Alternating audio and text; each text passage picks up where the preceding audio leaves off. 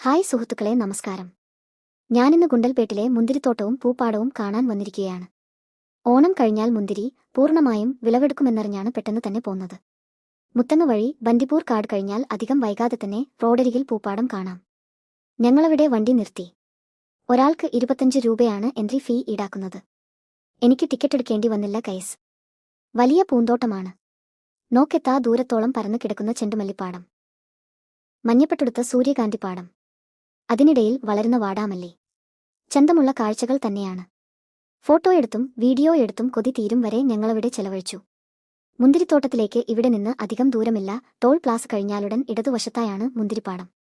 Toll പ്ലാസയുടെ തൊട്ട് മുൻപ് നിർത്തി ഏകദേശം 200 മീറ്റർ നടക്കുകയാണെങ്കിൽ 35 രൂപ ലാഭിക്കാം.